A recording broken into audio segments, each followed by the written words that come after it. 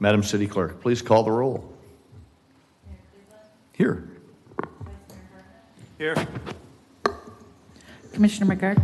Here. Commissioner Martin? Here. Commissioner Preen? Here. Thank you. This is the public participation portion of our workshop. If there are any citizens who wish to speak, please approach the podium. You will have 3 minutes to address the City Commission during this time. This is a monologue for you to express your views, not a dialogue between you and the City Commission. Is there anybody for public participation? Seeing none, public participation is closed. Let us begin with the workshop on the capital improvement project for the budget year 2023-24. Manager Alexander, may we have your presentation, please? Yes, sir. Good afternoon. There are a couple minor edits from what you're probably seeing and what I've had as my final PowerPoint presentation. I'll try to bring those up as I go through the PowerPoint presentation. So the first slide is going to be on the airport projects. So the first item is for Taxiway A reconstruction. Original estimate was for $566,000, and they originally budgeted $536,000. The current estimate was for $3.325 million. My understanding is during the design of the project, the original intent was to resurface the taxiway. However, it needs reconstruction, and so that's why we had an increase of budget, and they're requesting $3,189,850,000. Todd, do you want questions at the end or as we go? You can do them as we go. There's obviously there's some scope creep from the 366 figure to the 3 million figure, yeah? Correct, and this is primarily going to include design and construction. So the intent was to resurface originally. During the design and investigation, they found that resurfacing would not repair or would not give us any extended lifespan.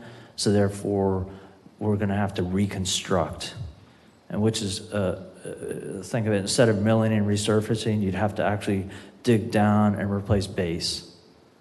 That was not a determination they made when they scoped it originally? Correct. Wow. And I'm not aware of the original scope that was being developed. I'm not sure, but I can reach out and get that early investigative effort and how they came to that original scope. Largely, will money for this come from the feds? So this is 90% FAA funding, 8% FDOT, and then 2% out of airport fund. Perfect. Thank you. Okay. The next item is T-Hangar rehab. The original estimate was for $439,000. This is a rebid effort. We got one bid that came in, and the bid we had some problems with the bid, so it's going out for rebid. We bumped the budget up to $550K, and so that we've already expended $40,000 in design, and we're carrying forward $510. There will be a request for an additional $30,000 or $40,000 to make up the difference, or a little over $30,000. I'm sorry. The next up is apron infill and expansion. Go ahead. On the rebid, are you doing any redesign? No. Okay. So you're just hoping that you have more bids? Is that what you're hoping for? Correct. And there is interest. There are a couple that I'm not sure why they bid, but Arvin, I believe Janet, we're reaching out to try to get them to come back and bid. The next up is apron infill and expansion. The original bid was or original estimate was 1.4 million. That is the current estimate. They have design that was expended for $223,000. And they're carrying forward $1.176 million. And that's also FDOT and airport fund.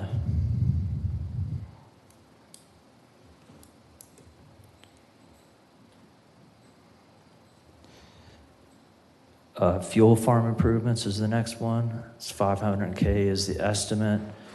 And it's the original and the current estimate. We were supposed to have bids come in today. That bid has been extended. We didn't get any bids, so that's why we're extending it.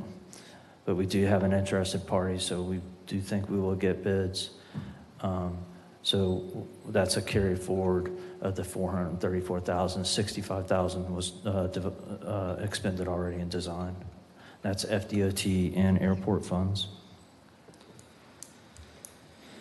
Next up is the airport backup weather equipment. Original estimate was for $60,000. The current estimate is for $45,000. It's coming in at less than that. We've expended 32, a little over 32 on it. We'd like to carry forward the 13.4 because we haven't received all the equipment, and we don't think there'll be added costs, but we don't want to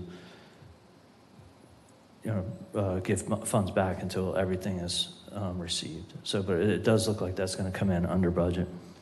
If you keep waiting, will it go to 20? What's that? Just kidding. No, just kidding.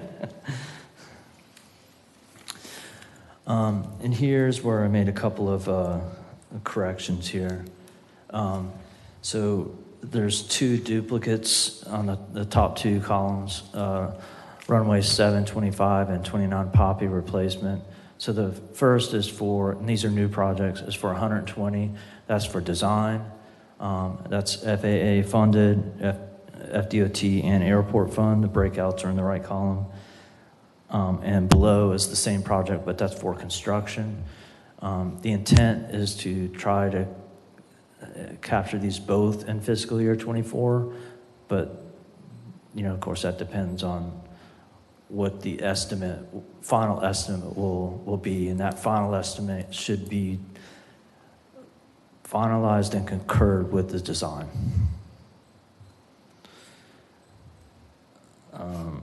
Then the next one up is Taxiway B rehab. That one, the original estimate is $650,000. The current estimate is for $360,000. And that one is both FAA, FDOT, and airport funded. On your copy, you should have a T-hangar building that apparently was taken out and it was no longer being requested for fiscal year 24. And the last one is a admin facility redesign. The original design included a hangar section, and the current airport staff feels like that wouldn't fit their needs and would like more of a administrative building that is services both people that are going through the airport and boarding planes, but also people coming out of the board, more like a traditional airport instead of having equipment on the side.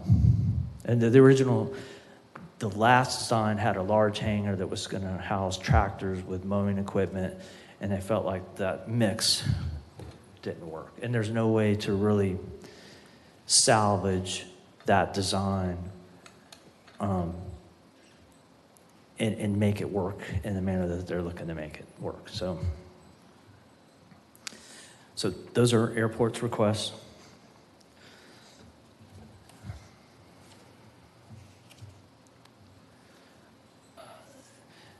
Next up is maintenance ops. And the first one is maintenance ops new building to go into off of Glencoe and Phases. This is a big wish list here, $3 to $8 million. I know it's a big spread. I think the intent is to start with some kind of a design that we can start outlining really what our needs are in the not too distant future, but also adding for growth. I know David's spoken to everyone here on this. For this building, I don't think the city should look at this as just a maintenance op facility. I think the city should look at this as an opportunity to maybe build a complex that can house multiple different elements for the city. One of the requests that I know IT has made is for hardening of our IT system for during hurricanes. That could be an option out there. There could be additional office spaces that could be placed out there. So there's a lot of opportunity for future growth for this location. So the initial request is for $1.6 million for design specs and kind of an overall concept. But Todd, I think we need to point out that this site is about, I think it's 81 acres that the city owns. We thought that they were upland, but back about, I guess in 2012, we were looking at developing a facility for training for police and fire, as well as maintenance op. But came to find out that only 13 acres out of it that is upland. 1-3? Yes, 13? 1-3. Oh, my. So I just want to make sure that, Todd was mentioning about future expansion, but now we're having the pickleball courts out there, so just keep that in mind. It's only 13 acres upland.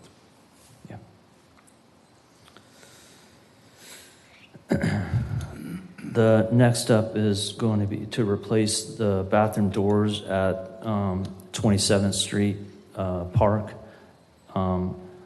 This facility is on the ocean, and they're metal doors, and we don't get a lot of lifespan out of those doors. And that would be for $30,000. Yeah, so at least they don't, if they don't last long, at least they're expensive. Really, 30 grand? Mm-hmm. Well, they're metal doors in a concrete block structure. And I should have put the number, but I want to say there's probably at least 12, if not more. Because they're doors, they're a bunch of doors. Yeah, there's many doors, yeah. Okay. It's not just a couple, no. The next up is resurfacing program. Looking to ask for $1.2 million for the yearly resurfacing plan. And the next three requests are for replacing light poles. 23 light poles on Flagler Street. Original budget $400K, current is $547. 37 light poles on South Atlantic. Original was for $550. The new is for $786,800. And 54 light poles on Canal. Original was $550, and the current estimate is $895,000. Yeah, please, go right ahead, Commissioner Hartman. So I thought with the ARPA funding, we set some money aside for the Flagler and the Canal beautification, which included some of these lights. There was $190,000 for both Flagler and Canal set aside in the ARPA funding for what I thought was improvements. If you recall, at that time, we had 197 for Canal and 197 for Flagler, but that did not include changing the light poles. We're talking about, his wish list is to replace all the light poles on both Canals and Flagler. 197 will not even replace, as you can see from here, will not even replace a few of them. But again, this is a wish list. This is not, this is not in the budget yet. So this is just what they wish to have. You look at the numbers, just almost 1.1 million on the poles for South Atlantic and Canal. And then another 400 for Flagler. So you're talking about almost 1.5 million just to replace the light poles. So So the- speaking of South Atlantic, what part of South Atlantic, because I was always under the impression that was county. No, this is, Commissioner Hartman, we're talking about the section between Flagler and Fifth Street. That section was developed by the city long time ago, back in the probably early 2000. Right, but that's not what's, the slide doesn't specify that, so. Yeah, but Okay. no, South Atlantic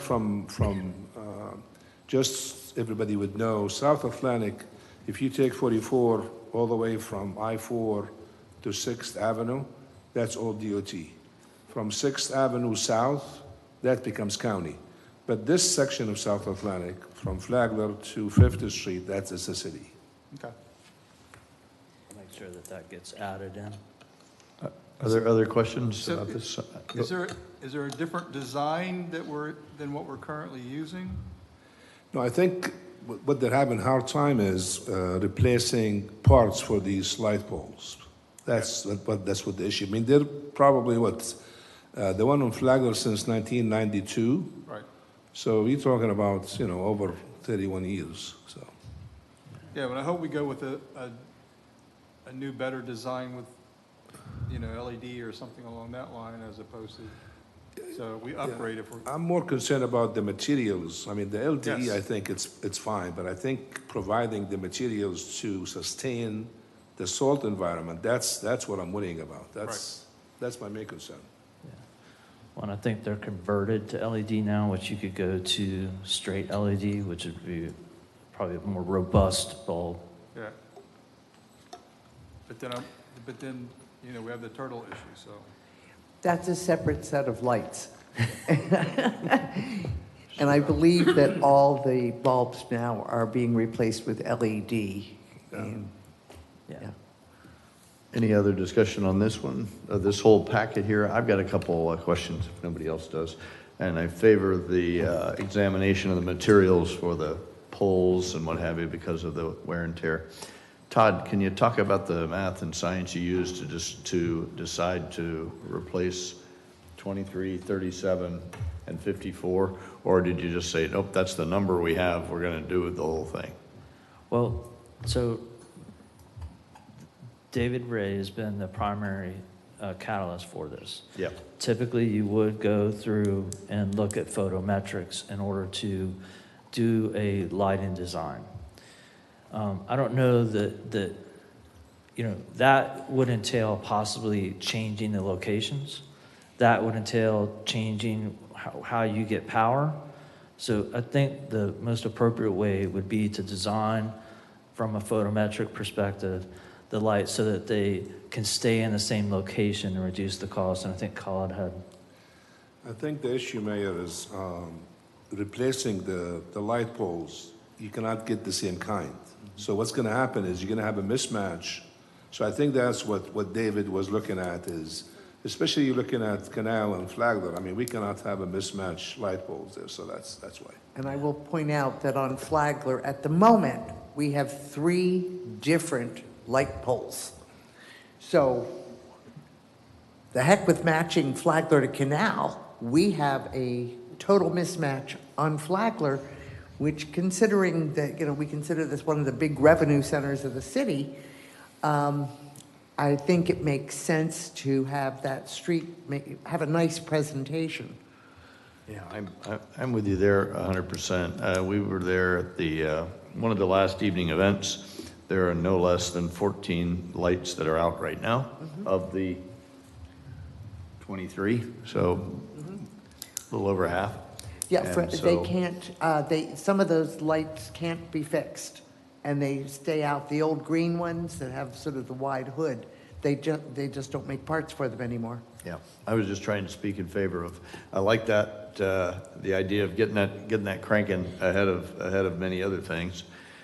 And then just wondering, Colin, and this is all way in the weeds type stuff, Is there a carbon fiber product that is resistant, better than aluminum, better than steel? And that's all what I those things. mentioned earlier, that's my main concern.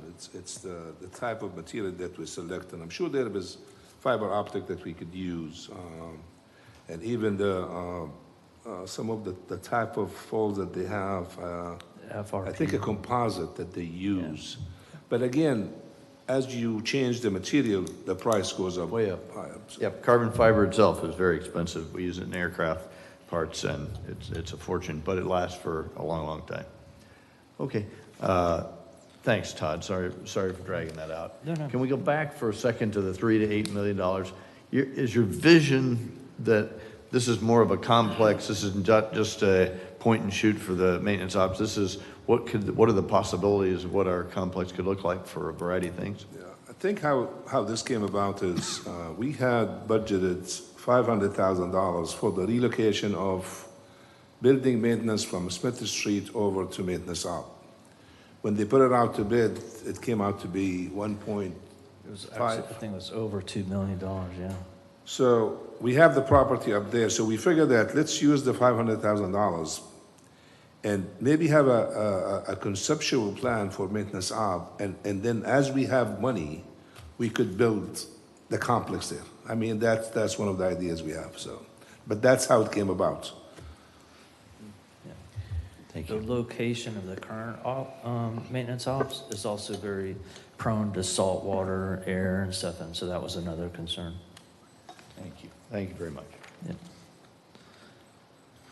So next up is a new request to create 8 to 9 additional parking spaces in the rear parking lot of the police station. So the intent here is to design to be performed in-house.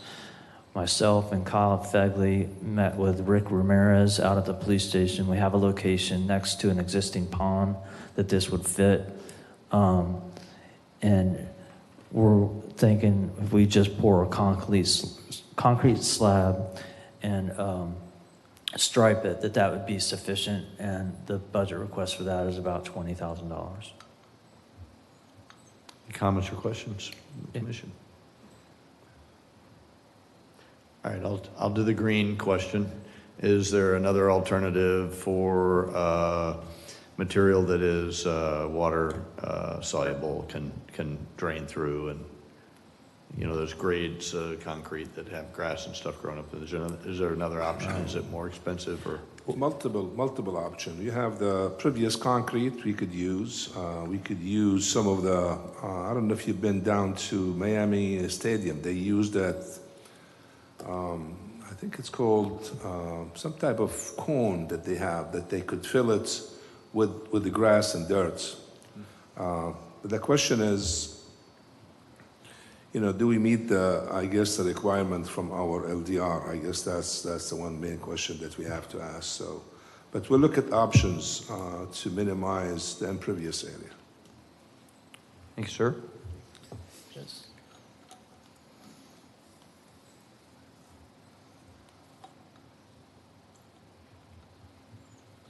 Next up is leisure services. So first up is the Page pickleball complex. So original estimate was for $500K. We've just received a proposal from Mead and Hunt. So we carried forward. We'd enter into, the intent would be to enter into that contract that the commission approves for $126K to do the design, and then that would leave us with $374 for construction. We feel that that's close to what we can get. During design, the intent is to have Mead and Hunt fine-tune that construction cost to make sure that that's where we're at. We are trying to restrict the design so that we can get the basic pickleball courts, parking, and drainage necessary for the parking, with the intent of, in the future, we could have other facilities as budget became available. Do you already know if that is on the uplands? If the plan for the pickleball complex is on the uplands? Yes. It is. Thank you. Commissioner McGurk? Todd, quick question for you. These pickleball courts we're building are being built everywhere these days. You know, Pictono may be a tremendous resource. My point is, I hope we're not having to reinvent the wheel. In terms of design, when you say design, are we able to piggyback or get some designs have Mead and Hunt already done this before? You know, there's a lot of places in the county, and almost every single city in Volusia County has added pickleball courts. So I was just wondering whether or not we've been able to save some money by going with a firm that has experience in it, has done it recently, and/or are we going to do that with construction? Because this isn't something that should be unique to us. Well, yes and no. So you have, every site's unique. So the pickleball court itself is not unique, but every site is unique to designing the pickleball court in that area. Parking, drainage, you know, there's permitting, there's elements that have to go into it for the design in order to actually get it constructed. So that whole design package is what you're paying for. Okay. So I just was wondering whether or not we're able to save some money on some. I understand what you're saying. Yeah, yeah. Obviously, you know, site work, engineering, water, soil, some of those things are going to be unique to us. Yeah, yeah. But I was just hoping we weren't, you know, we're able to somehow piggyback off the fact that every city is building these. And same with construction, I would hope. Although, you know, Yeah, it's not going to be your thing, but construction, you know, putting it out to bid, you know, hopefully we can get some companies that have done this and know how to move quickly and do it cheap. Well, how we landed on Mead and Hunt was we recognized that they have done a design for Edgewater, and so that was one of the reasons why we reached out to them. So we did get other proposals that came in way Okay, higher. good. So yeah, Thank you. So if they're already doing Edgewaters, I mean, can we not put Edgewater's pickleball courts on our property? I mean, that saves all of the, you know, the dimensions, drawing, sketches, et cetera. I mean, that would be a benefit to us, I think. I don't want to pay them for draftsman's time. If they've Understood. already designed a court, Understood. whether, if their Edgewater's doing like 6 or 8, if, you know, we just do 3 of them, you know, we can certainly look at that design and how it will fit on our property and. Todd, let me take this one. You could do that. Now, on the concept of the actual pickleball court, that's fine. But Right. as he mentioned, each site has different conditions. So in order for us to pay the contractor, I need to have some design specifications and some component into the construction for me to pay him, and he'll give me a price on it. So that's why it's kind of difficult to just go, hey, you know, Wedgewater is building one, let's just piggyback on it, because they have different site conditions, it's a different site, so different component into the project, so it makes it difficult. I could piggyback on maybe the design, take their concept design and just put it there, and then I could add my site condition to it. I mean, that's a possibility. But to come in with just to piggyback on, unless if he's got a design that includes everything, and then I could say, okay, could you give me a price on this, and I could use it. Well, yeah, because they're doing a stormwater pond and everything in Edgewater, so there's a very large complex that they're building. So, but, you know, and I don't know where we would be with in timing-wise with construction costs, but if we look at the same contractor for both jobs, you know, you're gonna pay probably less in mobilization charges and things like that, or, you know, maybe both of us could get a better price on asphalt, or, Yep. you know, sub-base or stuff like that. It's just throwing it out there. I understand it's apples and oranges, but anything we can do can maybe reduce our costs, I certainly would appreciate it. And usually we do that, Commissioner Hartman. We, like, if there's a project out to bid and we know there is somebody in the area that they're doing the same thing, we will mail it out to these contractors. And sometimes what happens, and they'll say, hey, I'm in this area, I have an advantage of mobilization and so forth. So we do that. The question is, when we finish the design and get it ready, would he be still in Edgewater or not? I mean, that's the other question. Exactly. I got to speak in favor of that. I like Commissioner Hartman's idea, and it maybe call it, even if it's not a lift and shift, if we could coordinate, at least ask the question, hey, is there a savings for both cities to do this together? Would you be willing to wait? Would we speed up? All that stuff, all that's worth questioning, all that's worth asking, because it's tens of thousands, if not more than that. And I didn't realize that they're building a large complex centrally located. Is that what they're doing? Yeah, it's down by the YMCA.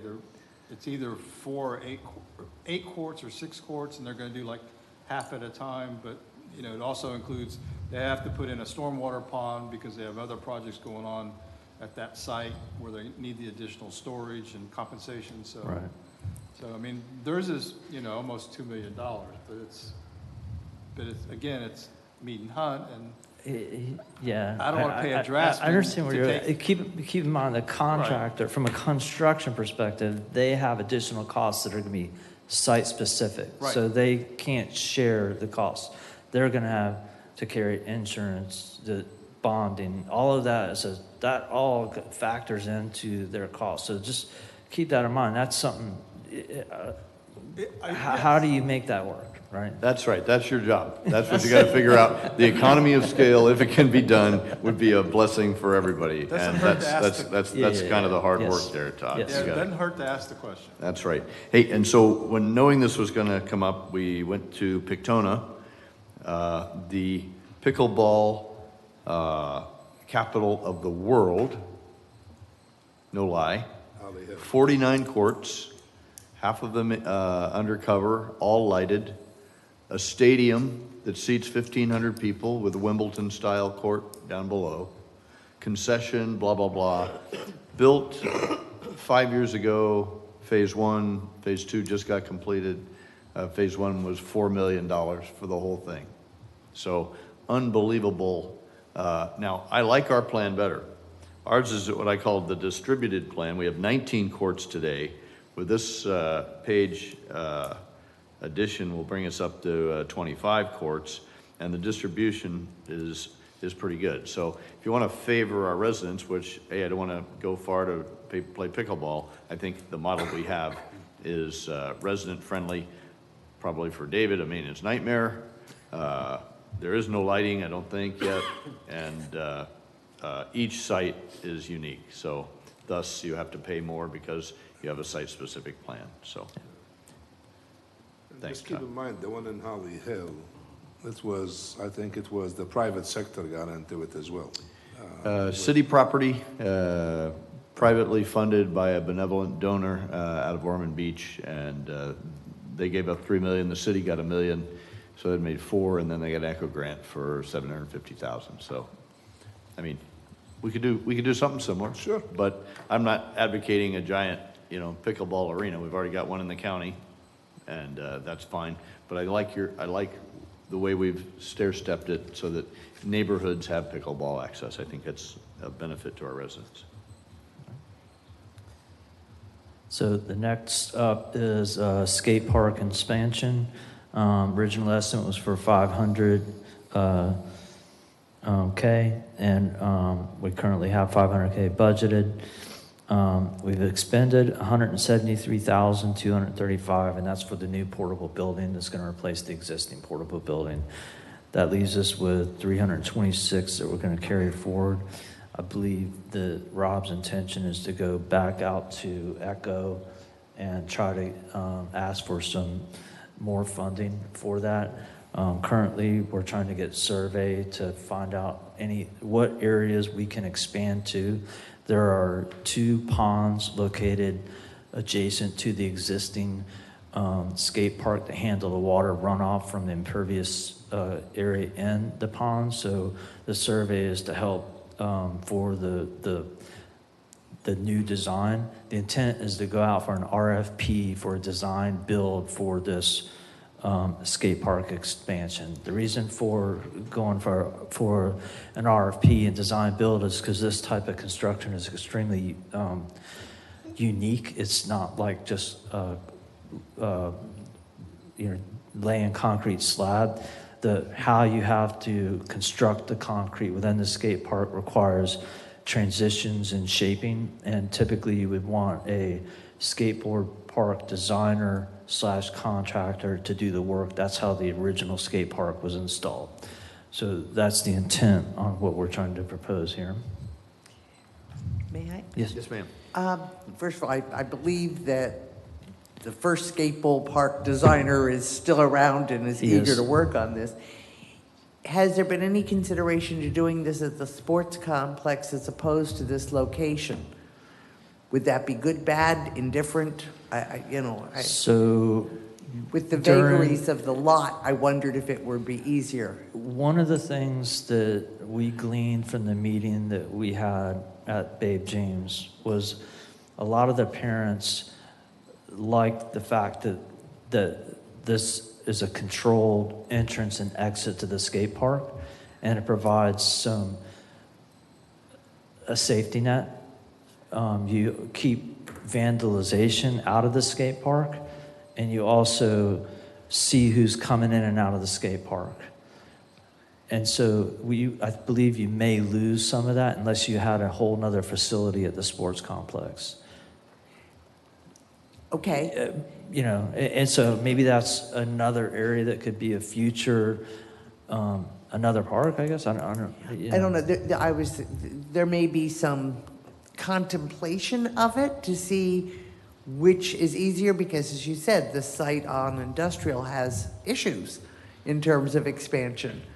And would it be easier to safeguard the sports complex than to deal with the vagaries? I'm not pretending to have an No. answer, just has Yeah. the question been posed? I don't know if I would say issues. So there are some complexities with how you expand it. But I mean, these parks don't have to be square. They can be random.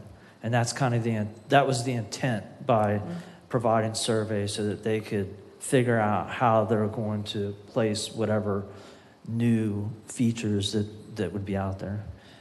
So, Okay. Next up is a new project, and this is for Brandon Center.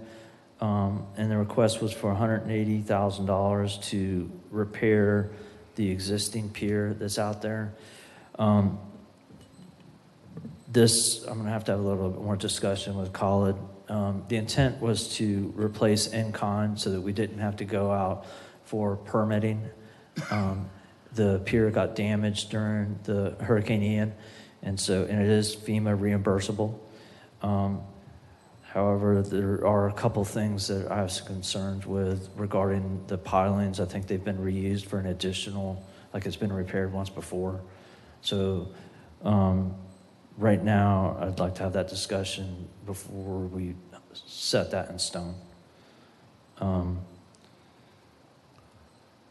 There is some funds available through FIND as well that I learned from Buddy, but because of the FEMA, it might affect our reimbursement. So we're evaluating whether we could use the FIND as a match for the FEMA. And if we can, then we will go ahead and do that. Yeah. Next up is a request for Pettis Park Tennis and Pickleball refurbishment, sub-basin resurfacing for $100,000. Just a question on that, if I may. When was that, wasn't that done just a few years ago? The pickleball court hasn't been there 10 years. True, so I was just wondering when the Pettis Park resurfacing happened, maybe 5 years ago, 4 years ago? Probably, yeah. So do we assume that tennis and pickleball courts all need to be resurfaced? And, sub-based and resurfaced every how many years? There's multiple factors goes along with it. So you got, number one is you got the workmanship on the original, whenever they did it. It depends on the use. And sometimes if they use heavy equipment on it or not. So putting all that together, Sometimes some of these services, I know the tennis court on Rocco Park, I don't think it has got any resurfacing since it was built. I haven't been out there recently, but so it depends on the type of construction when it was built and also on the use. So, Rob, can you say and any the weather. more? Commissioner Martin, to follow up on your question, a couple years back, we did a resurfacing of the Pettis Park court, so that was a resurfacing. At the time, David Ray was overseeing the project, and I've spoken with him at length about this. The contractor recommended the grading out of the sub-base of the courts at the time. We selected to go with strictly the resurfacing as a Band-Aid. The Band-Aid, at the time, we were told 2 to 3 year lifespan on the Band-Aid. 2 to 3 years have gone by, resurfacing courts are cracked, now we need the sub-base redone. Okay, so what is the expected life expectancy? I mean, okay, so if we do the sub-base and the resurfacing, how long can we expect that to be useful? I don't have that answer at the moment, but I can get it. Thanks. So my only concern is that gets used quite a bit. So, you know, the timing of this whole process, because I don't want all the pickleballers running in here saying, hey, you know, you've torn up our courts and it's been 6 months now and we can't play. So just make sure that we take a look at that when we actually go to construction. So Rob, that's probably in your lane, or you and David together to kind of do a planned obsolescence and stagger it so that we've got pickleball available, all that stuff. I could talk to you guys about pickleball all night, and I'm sure you're well aware. I've been to the Pettis courts, and those courts are cracking severely. They are not in good shape. That is probably the #1 issue I get the most from the pickleball community, is about the repair that's needed at those courts. So I'm well aware of the high volume of play. You guys are well aware, you guys know. But this is certainly needed, and it's a daily and a constant. It's a weekly, at minimum, that somebody's asking. So just sharing that.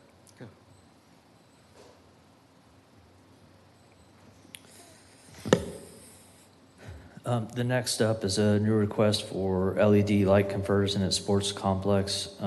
This is going to be done in phases. So the first phase is for football stadium and baseball stadium. It's $350K. Next up is shingle roof replacement, also at the sports complex, and this is for 3 roofs.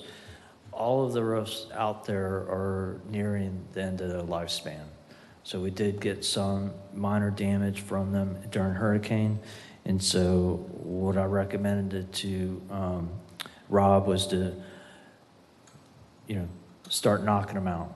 And then if we knock them out in say 2 to 3 fiscal years, they're not going to all hit at once in the future. And so that's kind of was the intent on that, is kind of piece it out, and then in the future you won't have these big hits. Next up is the sports complex safety netting and softball over the walkways, and estimate for that is $75K.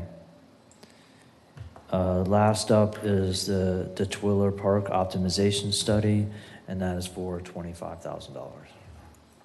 May I? Sure, yes, ma'am. Tell me more about the optimization study. I know since we have quite a few different groups that are involved out there, and I want to make sure that they're optimized as much for the kids and the basketball players as the tennis and pickleball people. Hi, me again. Optimization study, I spoke with Todd and Shaliza about just trying to best utilize the space available in the park, whether that's for a basketball court, pickleball court, tennis court, playground, whatever that is, just park layout. And it wouldn't impede the graveyard, I assume. No. So this is just really a consultation with basically a park design firm is what I'd go with on how to best lay out the park. That's kind of the Is there gist of anything what that this is. instigated this? Yes. Yeah, thanks. The user groups. Which user groups? Tennis and pickleball. We're going to have to unionize basketball and children, We're aren't going to we? have to, Lisa, I'm telling you. When we had the community town hall in December, they were very adamant that we look at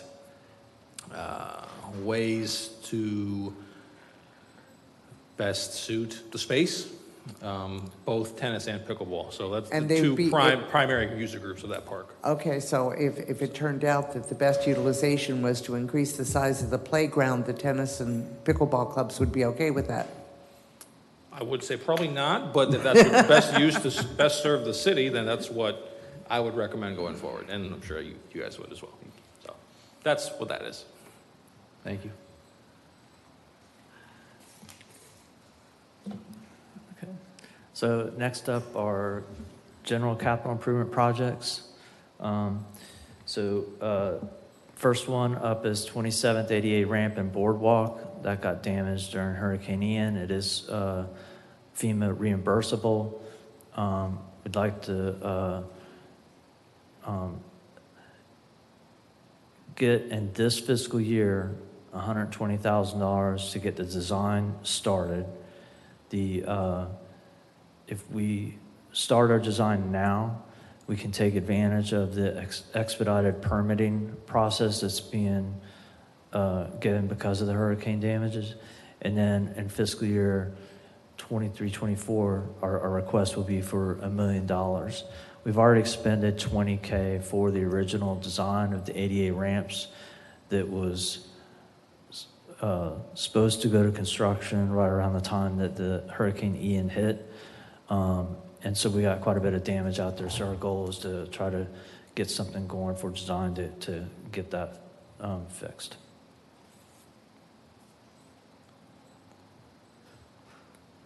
The next up is marina dock repairs. We're still working on trying to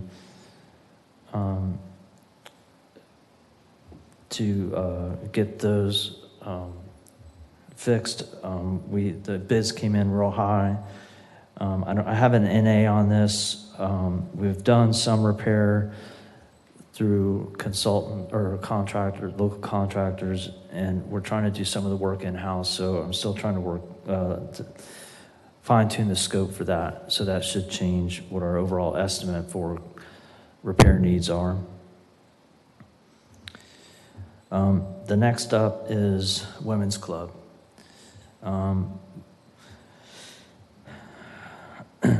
Our current, I think I have the phases on here incorrect, or no, they're correct. So our original estimate was for $600K.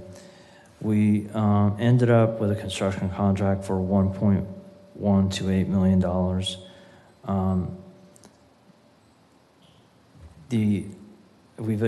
We have MGN underneath the contract.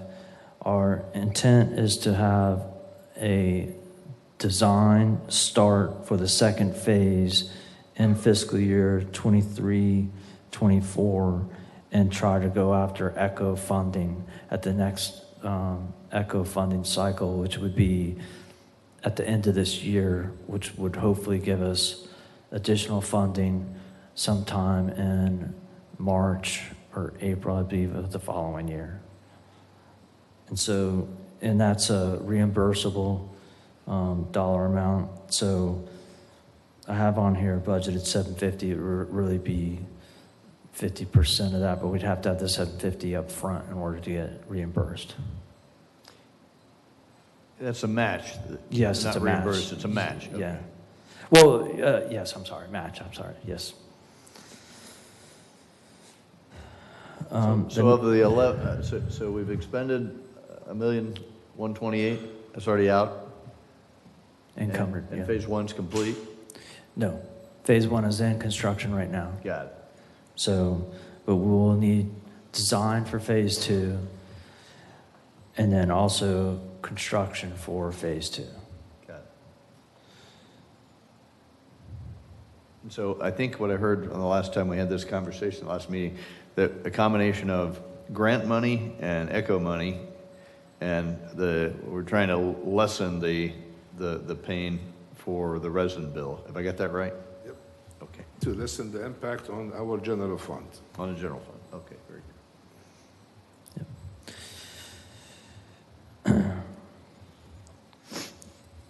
Next up is Old Fort Wall. We currently have a contract for $859,851.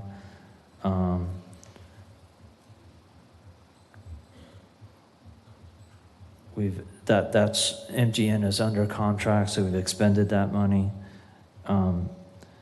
There are still funds, I believe, available in this that were budgeted already on this project. There will be a change order. This is one of those projects that it's a complicated project, and there are some unknowns that we're getting into. So right now, I'm thinking we're going to need an additional $24,000 to $40,000 for some of those unknowns. We had some third-party engineering that we had to get involved, but I'm working through some details on that right now. Todd, how much of the total bill have we got from the grant from the state? $900,000. The 900 came from the Yeah. state. All right. Yep. Thank you. Yep. What else? Next up is AOB North Causeway boat ramps. We received $294,000 from Find in grant money. I say it's reimbursable, and it's also a match. We've requested in this cycle for the first phase of construction, which will be the floating docks for both the east and west boat ramps, for $1,120,000. So we're requesting that for fiscal year 23-24 budget. And we won't find out. We're going to find for a presentation in June.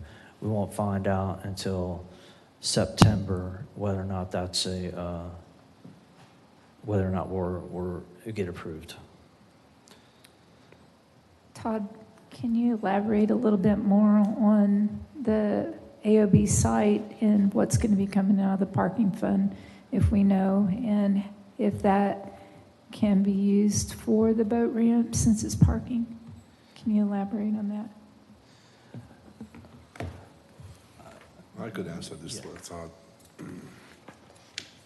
I think I mentioned probably, I guess, 2 meetings ago when we were applying for the Find the Grant that this would be using the parking funds. Now, the boat ramps, we charge money for them. When we talked about the parking fund initiatives at the time, it was that those funds could be used for parking initiatives as well as the improvement of these parks because they're heavily used by the users, and then so it does impact the looks of them, and they needed some maintenance and so forth. The last time I checked on the parking funds, I think they were healthy. And again, they're not, they don't stop. It's a continuous things for us. We have added Marianne Clancy to the mix. We have added Swoop and the North Causeway. And again, if we do any other parking or if we do any other initiatives through the parking task force, that will be added to the funds as well. So with this one, the parking funds is supposed to be used for the matching funds from Find. If I'm not mistaken, I think Shaliza is here, but I think it was it $3 million or $4 million in the parking fund? Okay. But it wasn't that number. I'm sorry, we didn't hear the answer. Yeah. Yes, ma'am. You asked if it were 3 or 4 She million. doesn't, she said, I cannot remember. Okay. I think the big question was if FIND is going to be okay with funding that, and actually how much is going to be coming out of parking. But you mentioned we're not going to know until September for that. Correct. Thank you. You actually will not know until you put it out to bids, and then you figure out the exact number. So, you could see some of these projects that estimates, and there'll be estimates 3 years ago. And then you come now and you say, well, why is it used to be 300, now it's 600? So sometimes it's a fine line. I mean, you come up with an estimate to do the project, but then again, you don't have a survey, you don't have anything available for you to give a complete assessment to give that estimated number, so. And one of the goals is we've been trying to update these estimates because it's such a moving target. So the original was 660. I asked the consultant DMC to revisit that just before we put it into FIND, so we'd have at least up to date to today's construction funds or construction estimate. Any more questions about the parking fund, how that's going to go? Commissioner Hartman, you okay with that too? I have questions before at a later time. Okay, all right, I know that was a biggie for you. Okay, very good. Keep going, Ron. The next step is the observation deck on Turnbull Creek. The original estimate was for $126,000. The current estimate is for $215,000. So there's going to be a request for $90,000 to add to the existing remaining budget. So my question on this one was, I thought that we could use money from the state refund that we got when we did the referendum, because this was part of the requirement, was to provide some form of recreation when we got the state grant to buy for the original purchase of the original property. I'm not aware of any. Well, no, I thought that that was the cost to us Right. of getting that grant or that money from the state on that property. Right, it was a requirement. Yes, to right. receive the That was grant. our price. In other Right. words, we had to pay it, so it would come out of our funding. Well, yeah, but we got reimbursed by the state by like $3.9 million, right? Are you talking about the Turnbull Creek? Yes. We got reimbursed I want to say 3.45 million, somewhere in that range.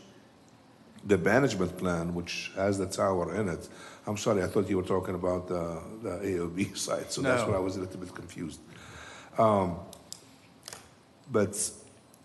that part of it, it's supposed to go to the fund. And so this 90,000 will come out of that fund because it's going to the fund that we have. The 3.45 million, it went to the Turnbull Creek fund. Right. So this won't come out of general fund then? It would be out of the Turnbull Creek fund. Okay. That's just what I want to clarify. My apology, Commissioner Hartman. My mind went to the AOB site. Do you have more, Todd? I do, and I didn't realize that this was going to take this long. I apologize. So, the last one on capital improvements is Rocco Park Pier. The original estimate was for $260. Bids came in at $406,000.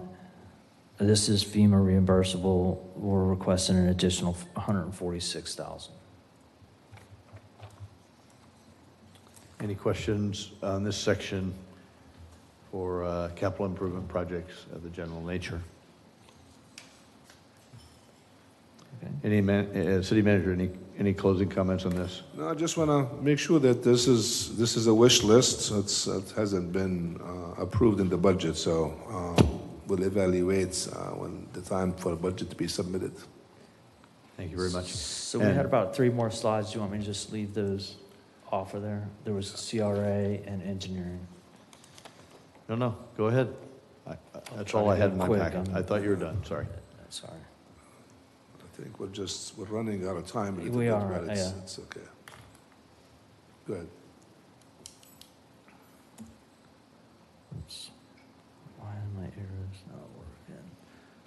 So CRA, there were 4 new projects. Pettis Park Improvement Project for, original was 387, asking for 100K. A septic to sewer conversion, asking for 310. CDBG gap funding, for 50K, and US1 land acquisitions for 500K.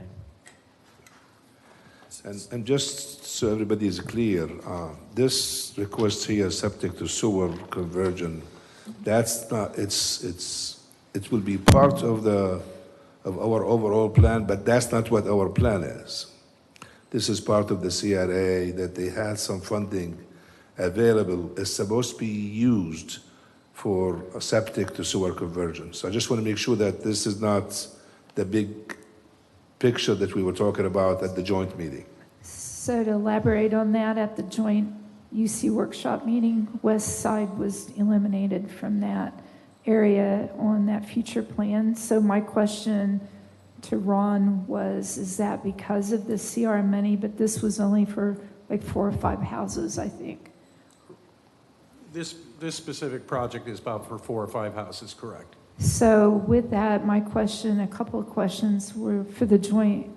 Why was that area eliminated? And I haven't gotten the answer. And then when I saw this, I thought this might be the reason, because it could be, instead of a joint funding with UC and us, it might be coming from CRA funds since it's qualified.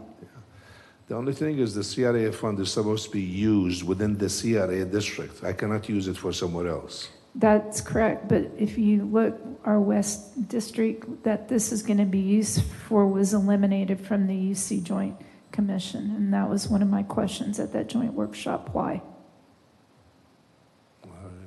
So if you could just check on that and clarify that for me, that would be great. We will. I think when they looked, if I'm not mistaken, they looked at areas, not about 4 homes. So I think they were looking at areas, and that's how they came up with the priority list. Now, I don't know if they would take it out or not, but we'll double check on it. Sure, thank you. So the question I had about the Pettis Park Improvement Project, it also, it says here that it also includes playground equipment, but I understand that it does not include that now because that was recently done, so. That's correct. Okay. It does. Okay, Ron, Todd, what's next? Engineering. Let's go. Okay. So I'm going to go quickly because I know we're out of time. So, first thing we have is historic West Side drainage improvement projects. There's a request for $2.3 million on that. Corbin Park drainage improvement, a request of $2 million on that. Those are both ARPA funds.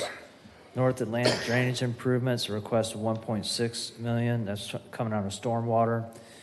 Turnpole Canal dredging, $1.6 million. It's grant funded. North Beach master plan, $550K, and it would be ARPA. HMGP Hurricane Ian elevated 18 homes, $1.4 million. DEM and grant. Elevation of flood-prone homes, 2 categories. A request of, actually, that's already expended, $3.1 million. Demolish and rebuild 15 homes, $1.9 million. It's out to bid right now. Quick one on that. It just says that it's a grant. That's a hazard mitigation grant program, yes, or is that changed? Yes. Okay, thank you. Last is Barracuda Boulevard roadway improvements. That's a carry forward of $240,000. Washington Street roadway improvements, new request of $1.5. Remove and replace sidewalk, Palm Street from Roanoke to Lane to Mary Avenue is $94K. And A1A 52 traffic signal is for $80,000. Pause there for a second. Mr. Hartman, you got one on that? So I thought on the sidewalk, it's the replacement, I thought that we already went out to bid for that and awarded a contract. So we're carrying it forward now? You know, I think that's an error, Randy. I will double check that one. It is being designed in-house right now, so Okay. I believe that was an error. Sorry about that. Traffic signal at Station 52. Current estimate is $875,000. I believe right now we're talking about design for $80,000, and that's the request for 23-24. All right. My question on that is why didn't we go to TPO? And my understanding from Ron is that in the interest of time, we were trying to circumvent, not go through the process of going through TPO because of the timing issue. But I mean, that project has been on hold for 6 years now. So I certainly think that if we have an opportunity to get some additional funding through TPO, then we should go ahead and apply for it and at least put it on their list. And then we can reevaluate it once the time comes to actually do the installation. Because construction would be a year or so on that, once they start, and they haven't even broke ground yet, so. And also, to top on that, we have commitment from the Hyatt. Right. At the time, we used the same figure that we used for Station 50 in terms of the construction. So I think because we have that money, and I think there is some restrictions in terms of the timing on it, so this is just a design. I think it does help us, even when we apply, if we apply for the TPO, I think sometimes a shovel-ready will help you to maybe speed or maybe move up on the list. And as you know, the TPO, I mean, sometimes we have these projects that have been there for almost 15 years. Right. But we will do that.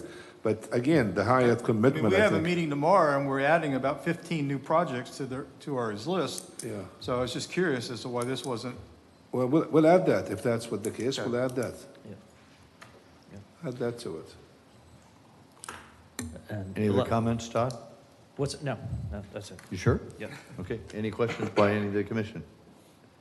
Any closing comments by the city manager on this project? No, Mayor, thank you. I think you guys have some good questions here, so I think it's all good. Very good. And so, as the rest of the commission knows, Todd, on behalf of the commission, we want to thank you for your work here. We will not see you before us again to present. You said that at the very beginning. Your work has been amazing. We wish you well. The gain of the new government organization is certainly our loss. We will miss you. Thank you very, very much for your work. Thank you. It's been my pleasure working for the city. I appreciate it. It's dear to my heart. Thank You're a superstar, man. We'll miss you. And he did a good job for us. He didn't last too long, but we wish him well. He's going back to DOT where he was there before. So, Todd, on behalf of all the departments, thank you on putting this capital improvement together and following up on it. For your hard work. Thank you. With the permission of the city manager and concurrence of my colleagues here, we would like to defer the other two presentations to another workshop. That'll be a scheduling challenge that the city clerk will handle. Without objection, we'll defer that. We'll do that. Any other topics, any other issues from any commissioner? Thank you. We're adjourned.